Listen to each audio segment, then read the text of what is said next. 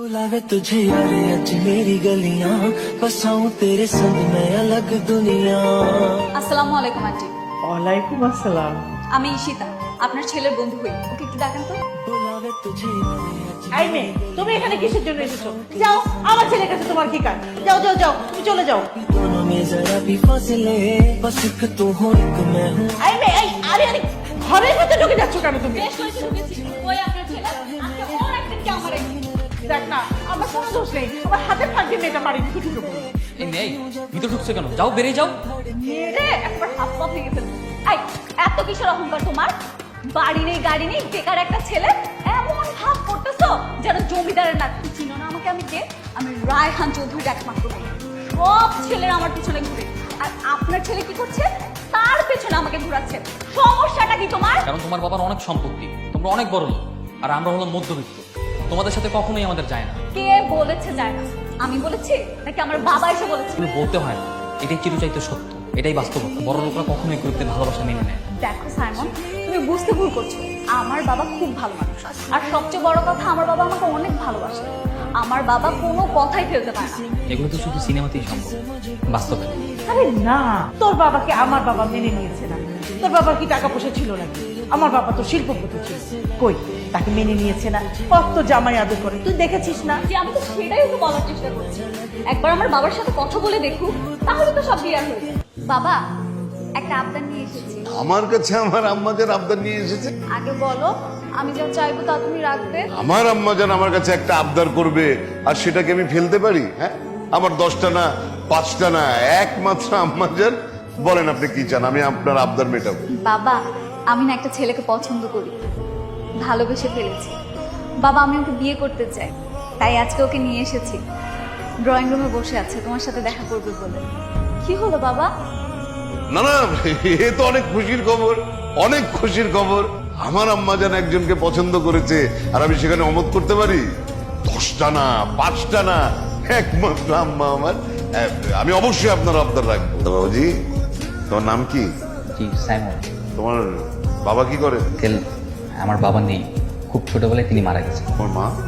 আমার মা সরকারি একটি হেলথ অফিসে ছোটখাটো জব করে। তুমি কি করছো? অনার্স ফাইনাল এক্সাম দিয়েছি, আপাতত কোনো কিছুই করছি না, বেকার বলতে পারেন। বাবা, কি সব ইন্টারভিউ নিচ্ছ বলো তো?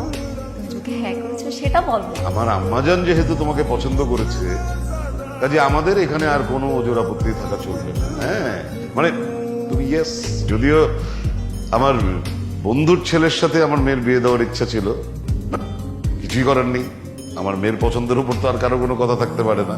তাহলে আমি খুব শিগগিরই তোমাদের বাসায় যাবো, তোমার আম্মার সাথে আমি কথা বলে আসবো। বাবা, আজকেই চলো না প্লিজ। না রে মা, আজকে না আমার জরুরি একটা মিটিং আছে, তুই তো জানিস। খুব তো লেকচার দিচ্ছিলে যে বড় লোকেরা বিয়ে মেনে নেয় না। আমার বাবা নাকি তোমাকে ঘাড় ধাক্কা দিয়ে বের করে দিবে। এখন কি হলো? আমি তো পুরো অবাক যে আমার মতো এত সাধারণ ঘরের একটা ছেলেকে তোমার বাবা কিভাবে এত সহজে মেনে নিলেন। কারণ আমার বাবা অনেক ভালো মানুষ, আর আমাকে অনেক ভালোবাসে। মা, আমি তো খুব অবাক হয়েছি, ওর বাবা এত বড় লোক, অথচ এত সহজে তোমার ছেলেকে মেনে নিল। তোকে মনে হয় সব বাবারা বাংলা সিনেমার বাবার মতো হয় না। তারপরও মা, তুমি জানো না ওর বাবা কত বড় লোক? ওদের ঢাকায় নিজস্ব 4টা বাড়ি আছে, ওদের পার্সোনাল শপিং কমপ্লেক্স আছে, আরো নানান ধরনের মাল্টিনেশনাল বিজনেস আছে। এদিকে তোমার কি আছে বলো, যে তোমার ছেলেকে এত সহজে মেনে নিতে? আমার একটা সোনার চাঁদ ছেলে আছে, হ্যান্ডসাম ছেলে। কি ব্যাপার, আমরা এরকম লেকের মাঝখানে এসে কথা বলছি কেন? আমরা তো লেকের পাড়ে বসেও কথা বলতে পারতাম। তা পারতাম, কারণ তোমার ভালো লাগেনি। না, ভালো লাগছে, কিন্তু একটু ভয়ও করছে। আমি তো সাঁতার জানি না। আমি তো সাথে তোমাকে ঢুকতে দিই। তোমার জন্য একটা গিফট এনেছি। কই দেখি। ওয়াও, তো গোল্ডের ব্রেসলেট, অনেক দাম। তুমিও তো আমার কাছে অনেক দাম। দেখো এখানে কি লেখা আছে, ফ্লেম অফ লাভ, ভালোবাসার নিদর্শন। এটা আমাদের ভালোবাসার প্রতীক হিসেবে তোমার কাছে থাকবে, সবসময় পরে থাকবে কিন্তু, ঠিক আছে? আমিও তোমার জন্য একটা গিফট এনেছি। কই কই দেখি। আমার গিফটটা তো তোমার গিফটের মতো এত দামি না। তাতে কি হয়েছে? দেখি না, দেখাও। গতকাল বলেছিলাম না, একটা ফুটন্ত গোলাপ। ওয়াও, তার মানে তুমি সত্যি আমাকে আজকে প্রপোজ করবে? হ্যাঁ, ঠিক আছে ঠিক আছে, তাড়াতাড়ি করো। আগে চোখ বন্ধ করো, তারপর প্রপোজ করবো। কেন? চোখ বন্ধ করতে হবে। আমি তোমার চোখের দিকে তাকিয়ে তোমাকে ভালোবাসি কথাটা বলতে পারবো না। তার মানে কি তুমি আমাকে সত্যি সত্যি ভালোবাসো না? বাসি তো। তুমি যদি আমাকে সত্যি ভালোবাসো তাহলে আমার চোখের দিকে তাকিয়ে মন থেকে অনুভব করো, দেখবে তোমার হৃদয় এভাবেই বলবে। আমি সত্যি সত্যি তোমাকে অনেক ভালোবাসি, আমার জীবনের চাইতে অনেক বেশি। আমি এর বেশি আর কোনো কিছু বলতে পারবো না। আমিও তোমাকে অনেক ভালোবাসি বুদ্ধু একটা। আচ্ছা শোনো, বাবা কিন্তু কালকে তোমাদের বাসায় আসবে। শোন না, তোর শ্বশুর কখন আসবে জানো? সেটা তো বলতে পারছি না। আমি সব কিছু রেডি করে ফেলেছি, এখন বাকি আছে শুধু মিষ্টি। তুই একটা কাজ কর, বাজারে যা, 4-5 রকম মিষ্টি নিয়ে চলে আয়। আচ্ছা ঠিক আছে। আবার কি? তোমাকে তো দেখি মা। আমাকে দেখার কি আছে? না এমনি দেখতে ছিল তো তাই আর কি। আসসালামু আলাইকুম। আসুন, ভিতরে আসুন। আমি আসি। হ্যাঁ, যাও। কাজটা সেরে আসো, মিষ্টিগুলো আমার কাছে দাও। আন্টি সাইমন কই? দেখতে পাচ্ছি না। ওকে বাজারে পাঠিয়েছি, কেন এত দেরি করছে? আমি একটু ফোন দিই। থাক না, থাক। করতে হবে, চলেই তো আসবে। আমার মেয়েকে আপনার পছন্দ হয়েছে? ও খুব মিষ্টি মেয়ে, দেখতে তো খুব সুইট, আমার অনেক পছন্দ হয়েছে। ওর মতো বউ পাওয়া তো ভাগ্যের ব্যাপার হয়ে যায়। আসলে আমার মেয়ের সুখই আমার সুখ। ও যেন এখানে ভালো থাকে, সেটাই আমার চাপ।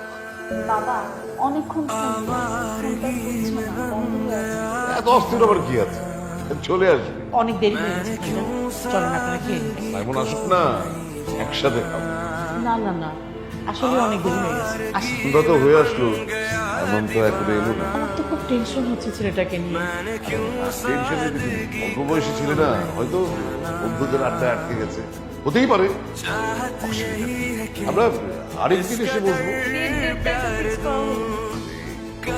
সাইমনই তো নেই, ও থাকলে না হয় আমরা সবাই বসে সবার সুবিধা অসুবিধা বিবেচনা করে একটা দিন ফিক্স করতাম। ले लो खुशी मेरी ले लो दे दो मुझे दे दो सारे गम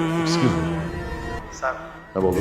আচ্ছা ঠিক আছে, আসছি। মিটিং থেকে আমাকে রিমাইন্ডার দিচ্ছে, যেতে হবে। সাইমনের কোনো খোঁজ পেলি?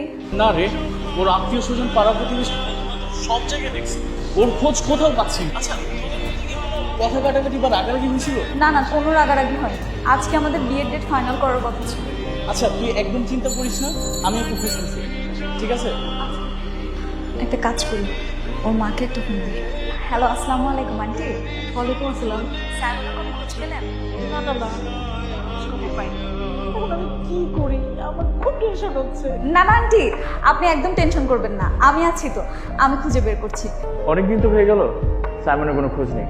আর এদিকে তুই না খেয়ে ওকে পাগলের মতো খুঁজে যাচ্ছিস। তোরা তো জানিস আমি সাইমনকে কতটা ভালোবাসি, ওকে ছাড়া আমি কিভাবে বেঁচে থাকবো বল? কোথায় আছে, কেমন আছে, কোনো কিছুই তো জানি। কেন এবার ওরা হারিয়ে গেল? আর এদিকে দেখ আন্টির অবস্থা ভালো, আন্টি খাওয়া দাওয়া অফিসে যাওয়া সব বন্ধ করে দিচ্ছে। আমার সব, তোর বাবা মারা যাওয়ার পর থেকে আমি তো তোকে নিয়ে বেঁচে আছি মা। আমি কিভাবে থাকবো তাকে ছাড়া? আমি কোথায় বাবা আমার ছেলেকে আল্লাহ